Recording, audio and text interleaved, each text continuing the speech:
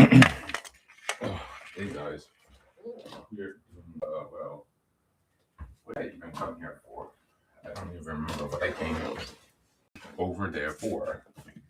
Um, Damn, I forgot what I went over there to do. Um, let's do the sound check. This is a bit different from what I normally do. Hello. I think you guys can still hear me. I normally do readings, but I thought to make a new category type. Just have some discussions. I'm also going to be eating lunch because I'm hungry as hell. Um,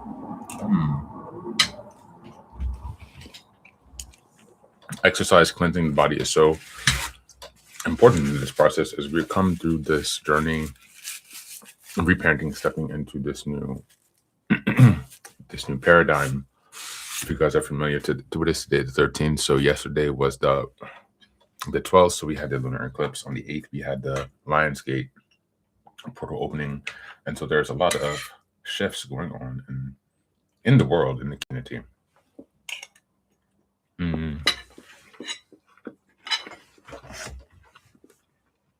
All of that honestly has a huge impact on the process of reparenting, on how you are feeling in your body, how you're feeling in the world, how you're viewing the world and other people and things like that.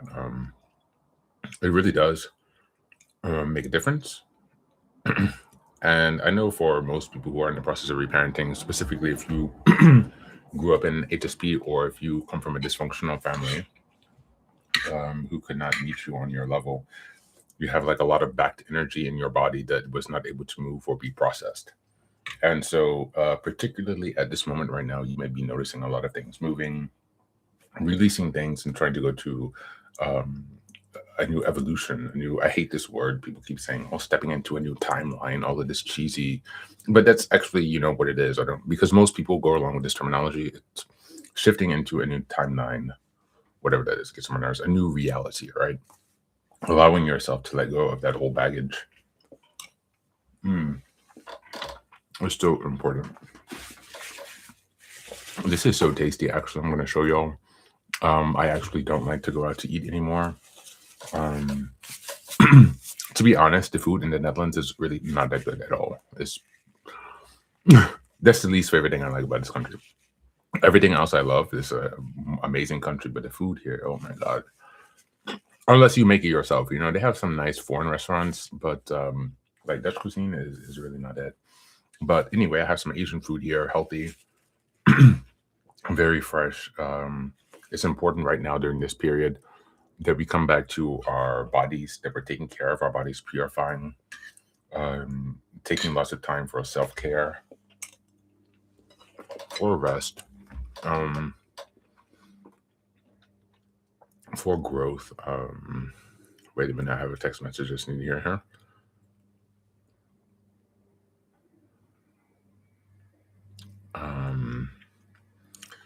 And what we need to do is, yes. Sorry, just have a few messages.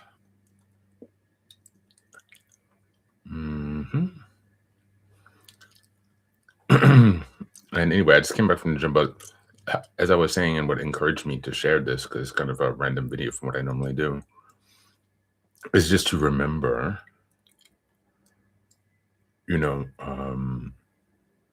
the time period that we're in right now, the energies that are changing. A lot of the challenges that you're having are not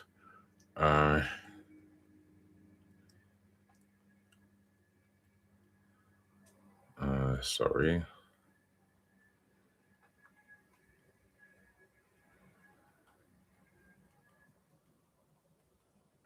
Okay. I'm basically just sending an update.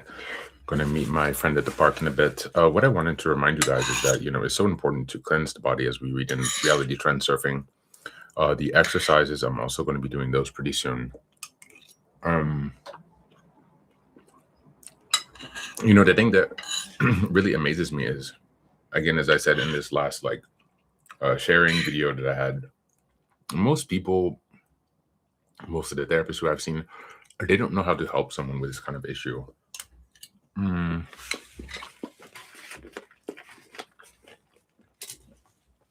Meaning someone who needs to go through the process of reparenting.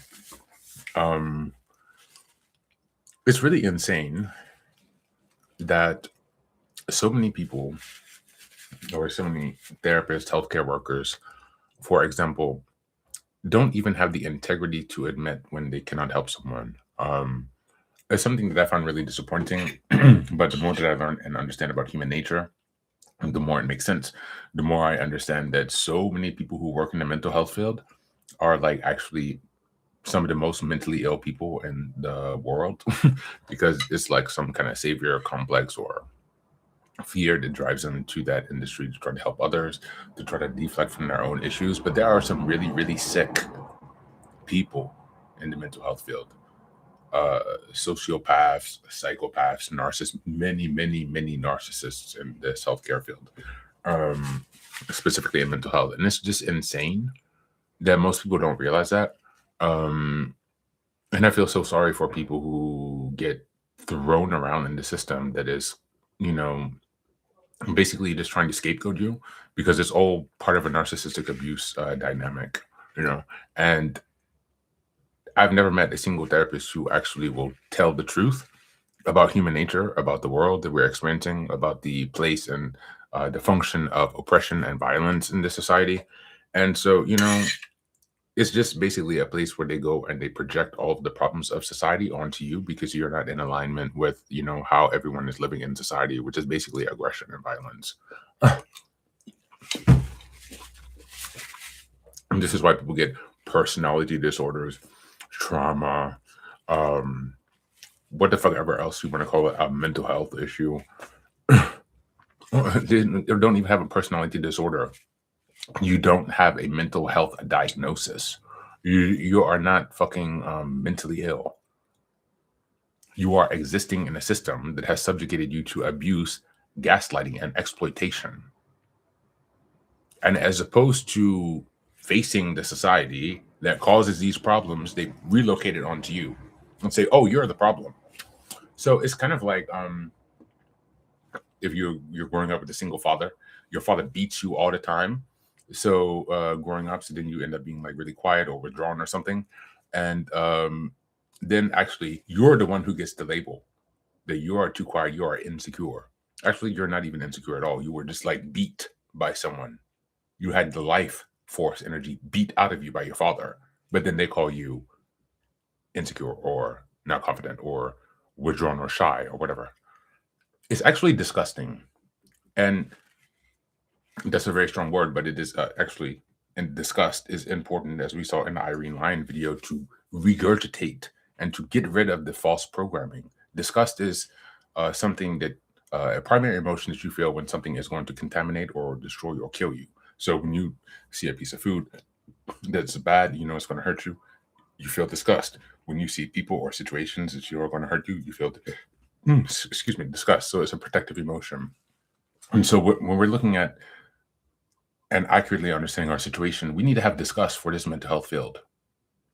Truly, we need to feel the disgust for the mental health field. The mental health field is disgusting. Now, I'm not saying that everyone there is falling into this circumstance because, of course, some people are born with certain issues.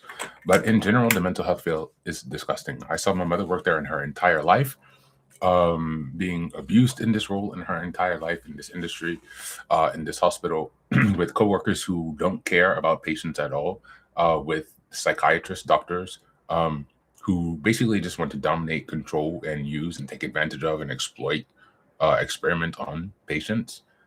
It's not. It's not a. It's not an industry that is actually built or designed to actually service people. They say that on the outside, but that's not actually what it is. Mm, this is so good, guys. And hopefully, this new paradigm that we're entering, we're not going to be falling into these traps. But do you know how easy it is to release all of this baggage that got projected onto you because of somebody else's problem. Like, it's like energetically, people using projection and gaslighting and narcissistic abuse tactics are basically a way to offload the energy onto someone else.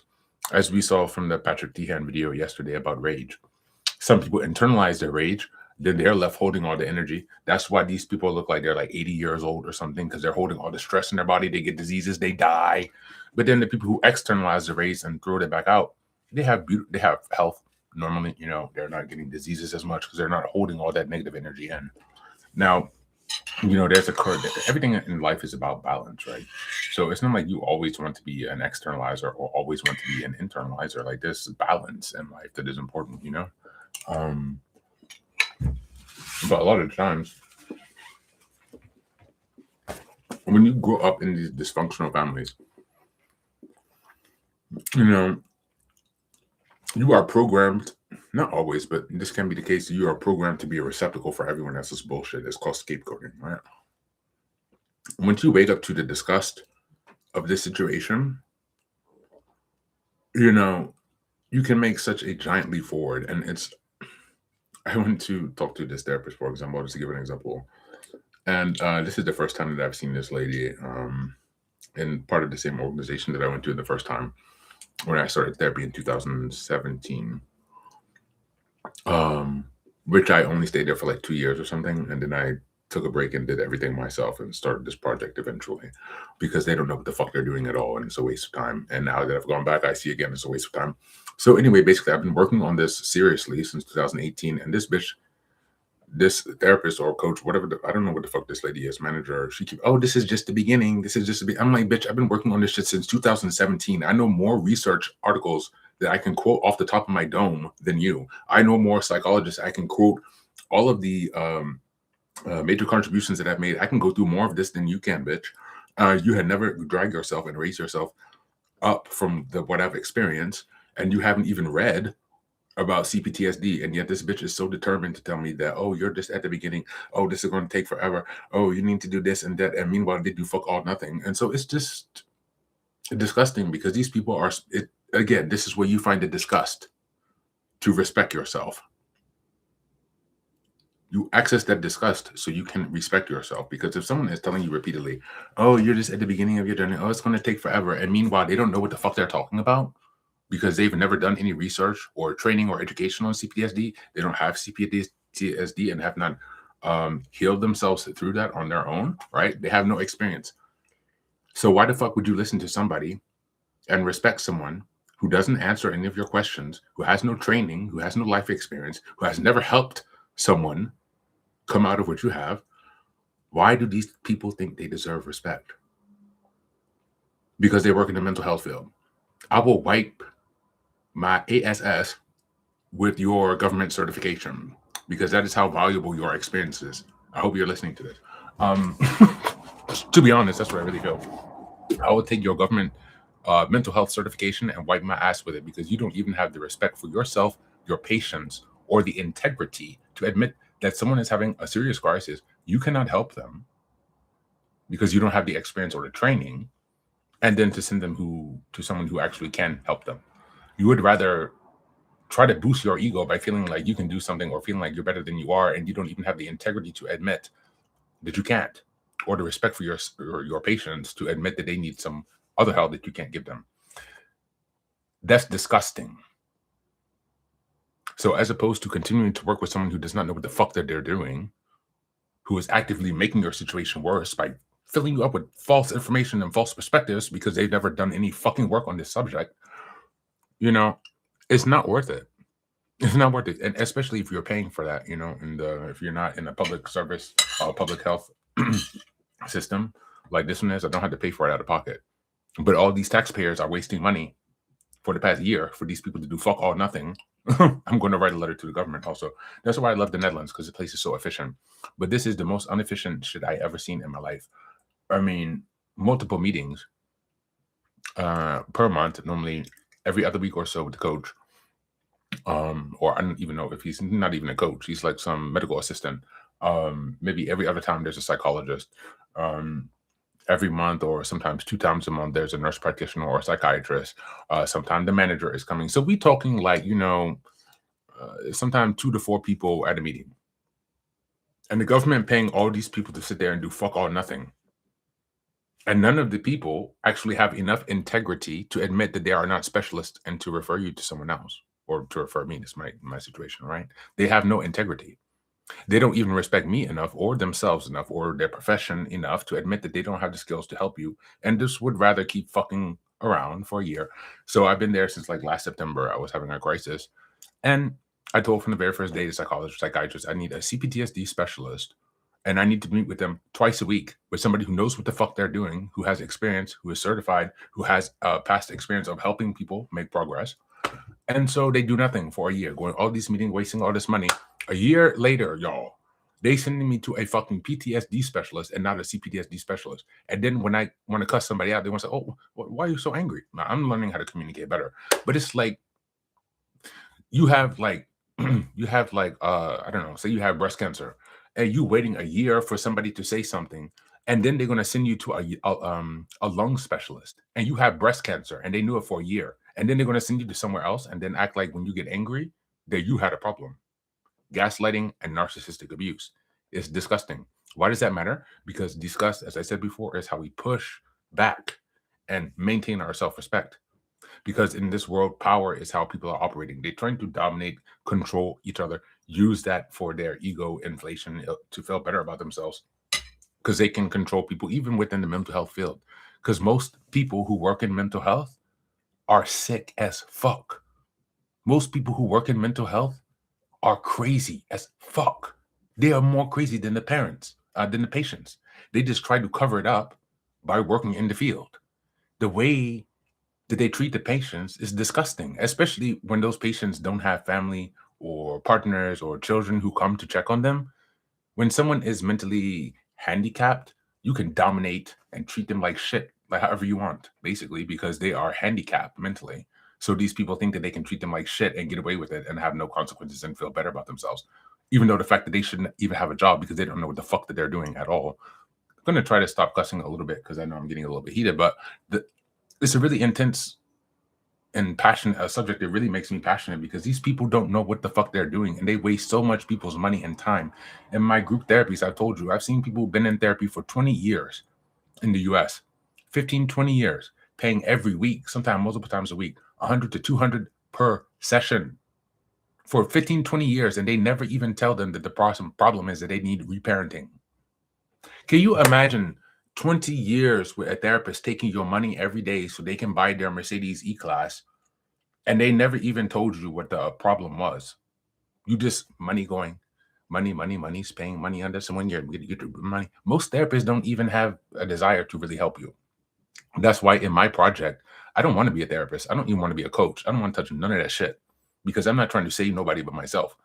I do this project because it's like a way to keep myself like accountable, accountability partner kind of situation. I'm also like leaving a paper trail, as I said in the intro for this channel, so that other people can find their way to resources to figure out how to help themselves, because I'm not trying to sell nobody some solution and I'm not trying to save anybody else's life. I'm still trying to figure my own shit out. Trust, it's still a lot of effort, but I want to leave people like a paper trail of how they can get better for themselves, because these therapists these days, that's what also I don't want to get involved in that field. Because I knew if I spent all these years going back to school again for a 5th degree, anybody got time for that and more money, and then get certified for what? A certification that I can wipe my ass with.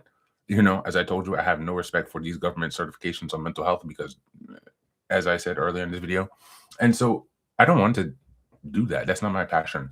My passion is music and international affairs and foreign languages and these things like that. That's really my passion.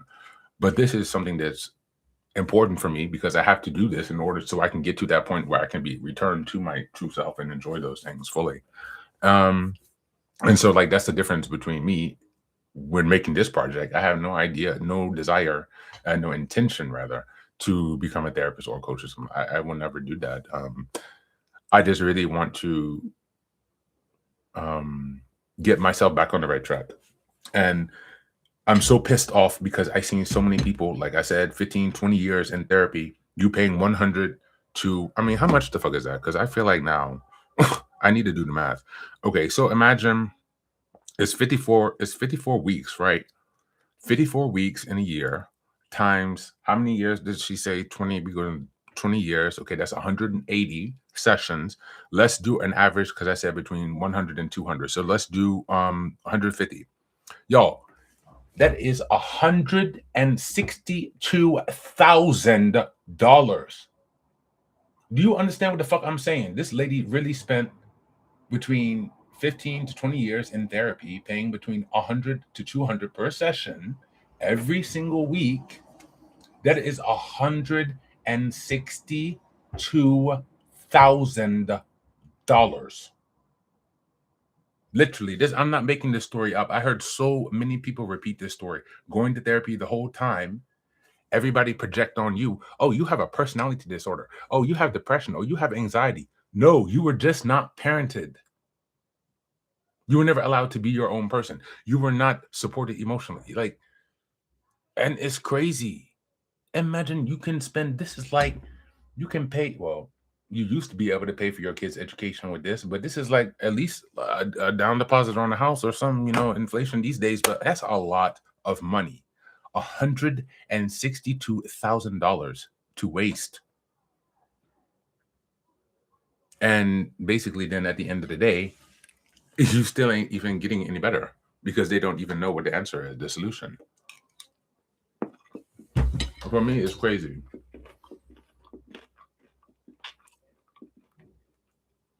I feel so sorry for these people who are so fucked up that they cannot escape. It's literally $162,000. That's crazy. $162,000 for therapists who are not even informed. Lord have mercy. I mean, these master's programs are so basic. That's why if you have not had someone with lived experience or significant clinical experience, some therapists who is not also in therapy themselves, you're wasting your money. You're wasting your money. And that's why I wanted to create this program to give you guys like a paper trail so you can do this shit on your own. Maybe you need every now and then to go talk or reflect with a therapist, but do never allow them to lead this process because they don't know what the fuck that they're doing and they don't have enough respect for you. They don't have enough respect for themselves. They don't have enough respect for them, for their profession. And most importantly, they don't have enough integrity, most of them, to admit when they cannot help you.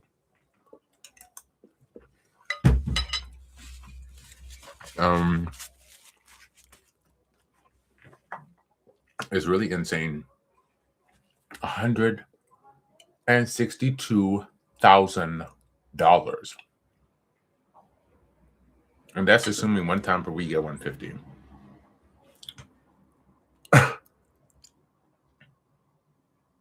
That's so much money. That is so much money. It just really makes me sad that some people are really stuck in this cycle.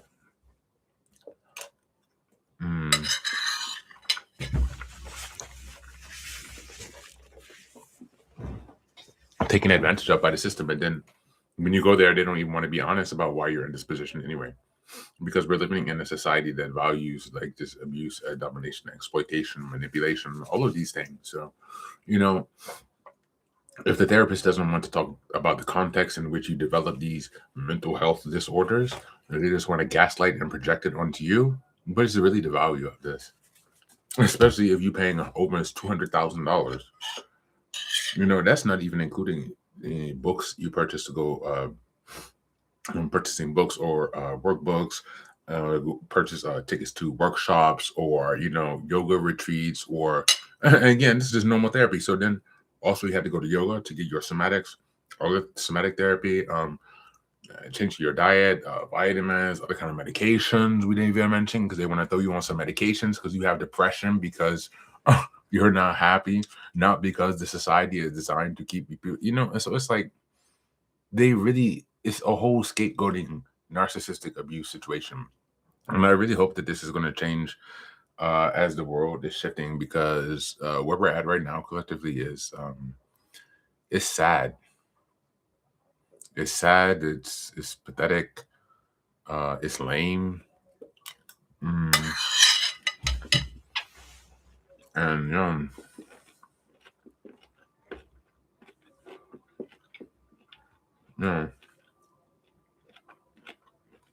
it really is a mess. But as this world is changing, it's important for us to come back to ourselves, to remember the value that we have, stay grounded in our center, because so many people these days are struggling in every way imaginable. And depending on where you are, but it's really a global thing, from economic crisis situation to the healthcare issues, to the global warming like we're dealing with today. Feeling like Africa over here. I just it's really sad. It's really sad that you can sit with the people who are supposed to help you, and that is all just a gaslighting system to project the problem onto you. The problem is the world that we live in. So I wonder, once the world starts, shifting, elevating, whatever you want to call it, I wonder, will mental health get better? Will this crisis resolve? Because most of those problems just come from people's from the society and how things are happening, how things are, projecting and all that shit. Oh my god. I need to I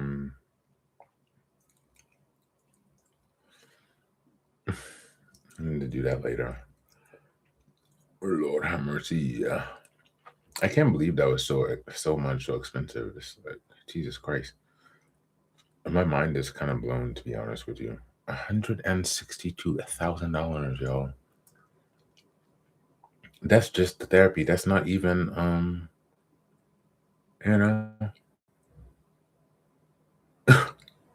that's not even the medication. It's so sad, It's really so sad. It's really so sad.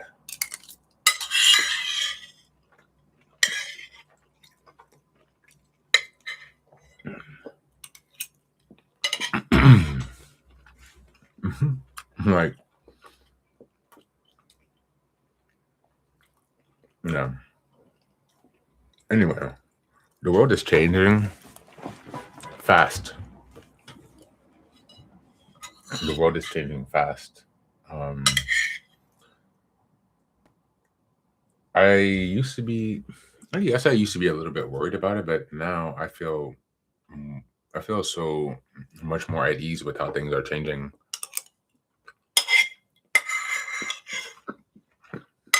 As I work on grounding myself,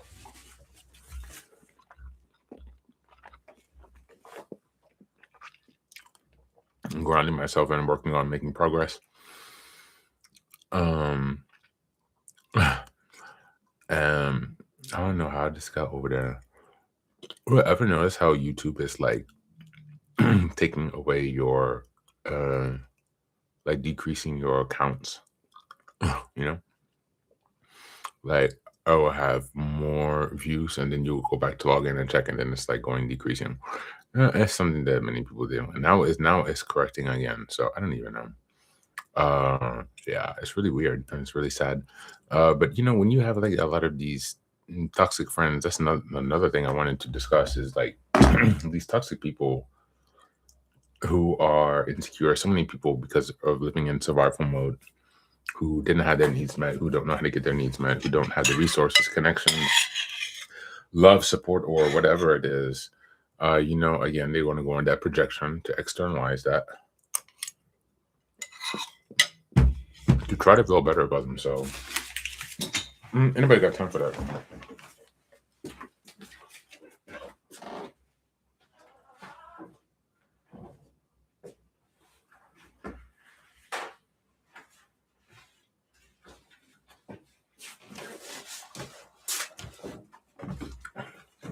To be honest with you, I'm not trying to be negative, but I know not every relationship is bad, but most people who I know who are in relationships, they don't even like each other. They're just using each other. My uncle, my mom's brother, he abused his wife and daughter the whole time. My I don't know, friend or whatever, a friend I made when I was in DC, he just stays with his partner because of money, using for money. My aunt and uncle from my dad's side,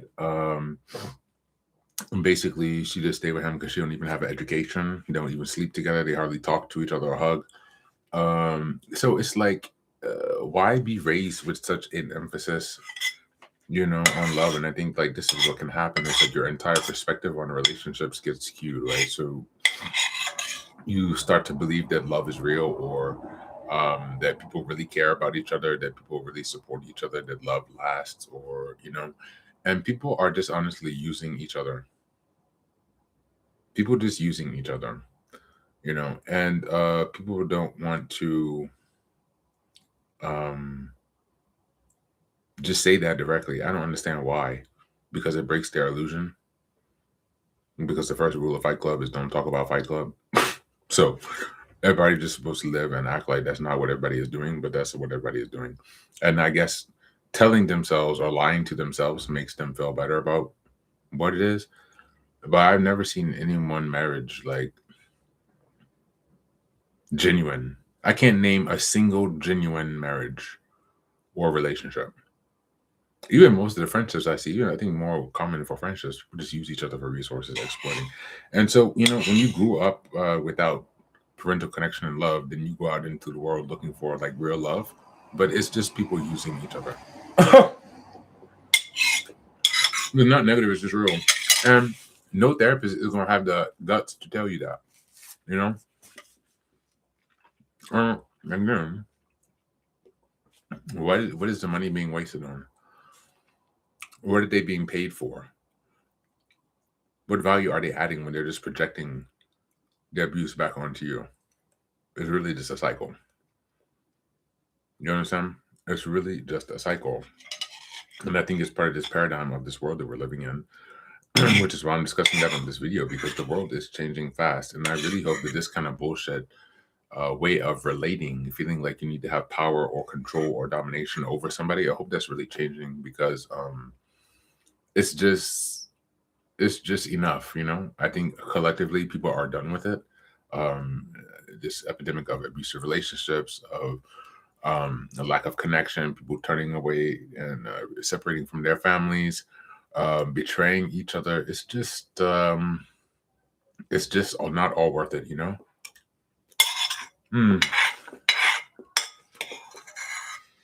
This is so good. I'm almost done, guys. I ate so much. I used to be very overweight. I used to be very fat. I used to also be more skinny than this. I lost a lot. Now I'm trying to build more muscle, but I struggle to eat enough because my stomach shrunk so much.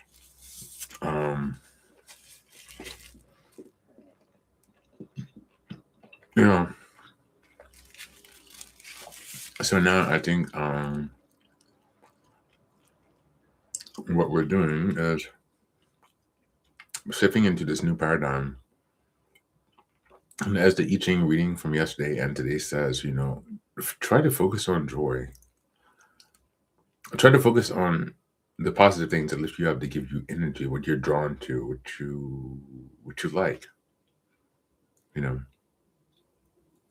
These things are so important.